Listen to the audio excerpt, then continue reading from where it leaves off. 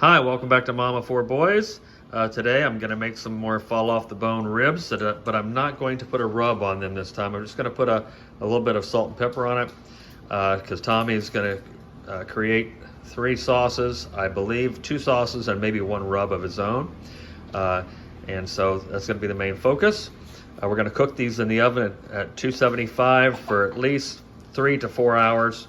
Low and slow is the way to go. And so whenever you're going to touch raw pork or raw chicken, try to be sure you always wear rubber gloves. We get our rubber gloves at Amazon. They're usually you can get them on sale for $9.99 a box. Sometimes they're $12, but always have those on hand. It's much more sanitary. So, having said that, let's get to it. I took a white piece of plastic and I cut it open like a trash bag, and I just lay it on my counter. It keeps anything from getting on the granite. It makes cleanup much easier. I always do that. Then I laid a piece of foil down, so I don't want any of the Febreze or anything that's on the bag to transfer to the meat. There you go, love. Isaac he's helping me, so I'm holding him while I do this. So anyway, here in a minute, I'm going to glove up. I'm going to show you how I get the membrane off the back of these. And you never want to. Here you go, lovey. You always want to take the membrane off of the ribs. So anyway, we'll be back. So I've already got these started, but there's the membrane. But all you do is you just take yourself a knife or something like that, and you get underneath of it in one area, usually between two ribs, and you see how it's pulling apart there.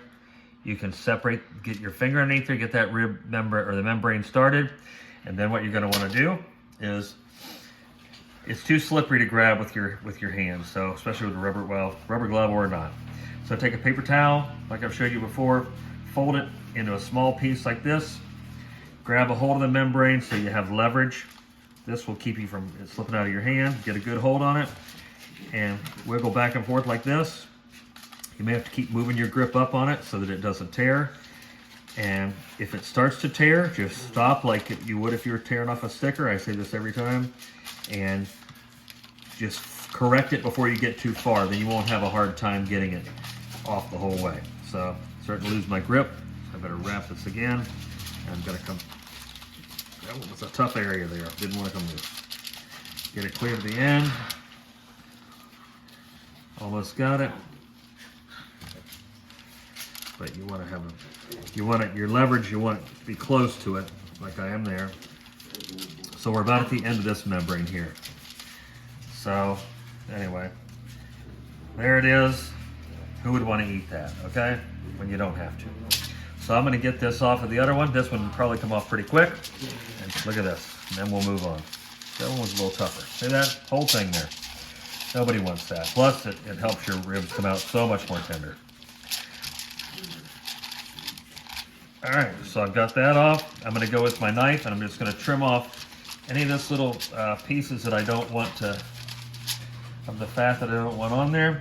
Also, where your ribs have been sawn, you want to feel with your fingers around the edges, because what will happen is I've already pulled a couple off, but there will be some sharp little shards of bone right here at the end of where they've sawn the ribs, and you won't see them in there once they're cooking. But if you tear that off and you're eating the meat, you don't want to bite into a little shard of bone. So next thing we're going to do is we're going to get these seasoned up. I'm going to take one glove off here so I don't touch my Himalayan pink salt and pepper and garlic mix. And this is all I'm going to put on these today is this. I'm not going to put any oil or anything else on them. I'm going to make these very friendly to accept anything else we put on them whenever it's time. This is just going to help bring a little bit of the flavors out. Get the edges. Turn them over with one hand. And then after I get this all seasoned up, I'll be back to show you how I wrap them. And that's all there's going to be to it until it's time to make the rubs and the sauces. We'll be back. Okay, I've got my ribs seasoned up. So I've got a piece of foil that is about 4 or 5 inches. It can be longer than that. Then whatever piece of ribs you're wrapping. I'm going to lay them bone up. You want to always cook your ribs bone up, so lay them down with the bone up. So they're facing this way. I'm going to roll this, make this together. I'm going to do it like I'm just folding a package over a paper. See how I'm doing this here? I'm going to make it three. I'm going to start rolling this together to seal it in. I'm not pulling it too tight because if you tear a hole in this foil, then all your juice will leak out. You have to start over. So do this. I'm going to gently fold this over. Okay. Flatten this out and gently fold it over. So all that juice is going to be sealed inside of there. Okay. So I'm going to go ahead and I'll wrap the other one up and we'll get them on a pan, bone up, and get them in the oven for 4 hours. We'll be back. All right, welcome back. So I've got the ribs in the oven. I'm going to show you how quickly I clean this up. Remember I told you I put the plastic down. So I take my foil, set my gloves down, my paper towel that I use. I'm just going to roll that over.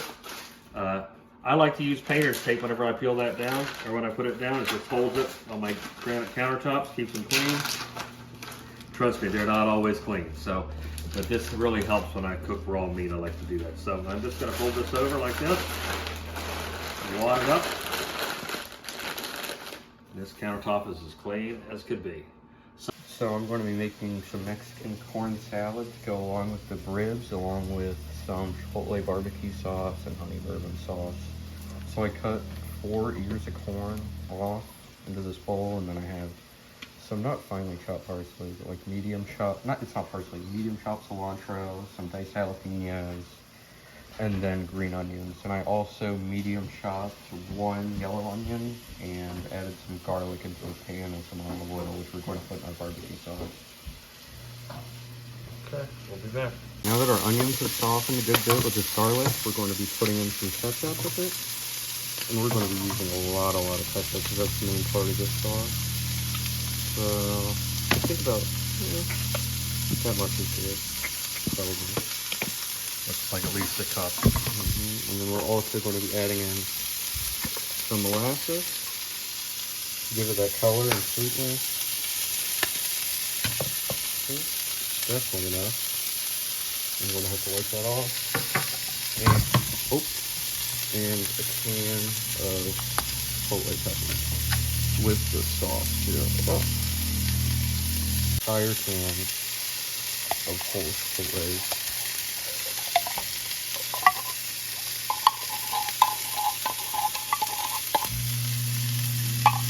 Let's stir that up. And we're also going to be adding water to this as well. So we're going to let that simmer for a little bit, and we're also going to be adding some brown sugar, some vinegar, and some other stuff. So we got a little bit of water to this because it was looking a little bit too thick.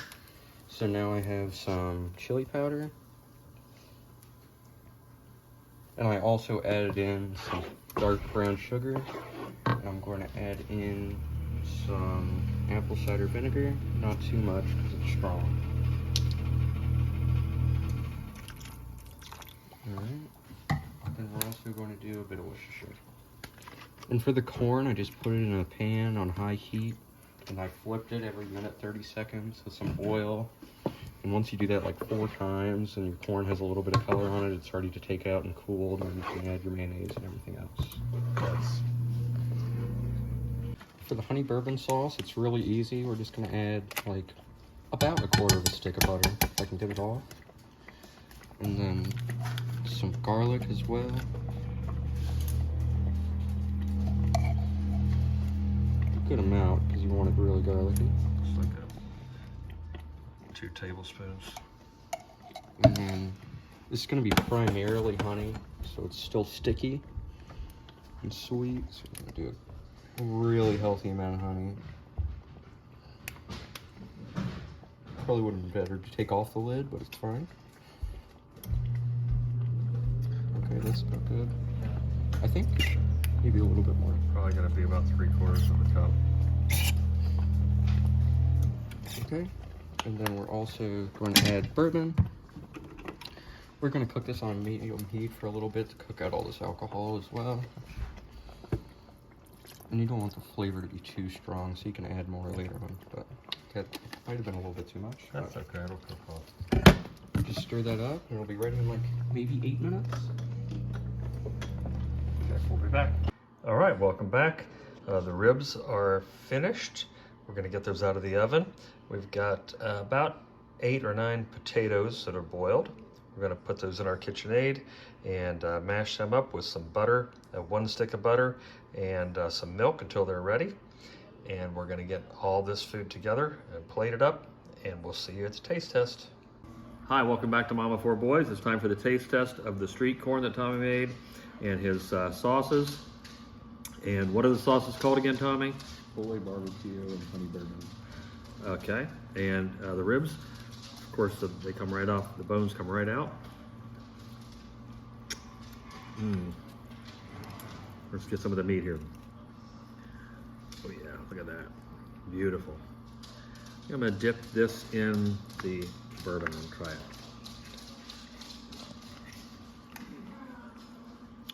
That's amazing.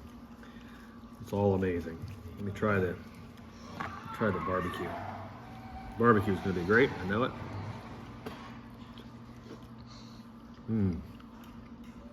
Wow. That is absolutely amazing. Let me get this out of here. These are homemade mashed potatoes. Just a little bit of chives on them, and butter and milk. I did put a little pepper on mine though. Lovely. One of the best homemade meals. Let's try the street corn.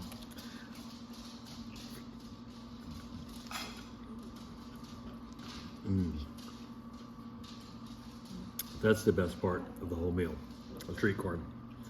Got the most ingredients in it, and it's got a ton of flavor.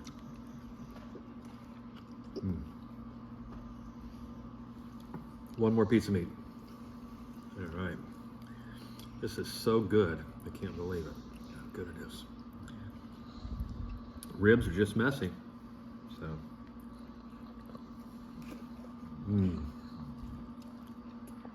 Wow. That is amazing. So, my messy hands. So, please make this for your family.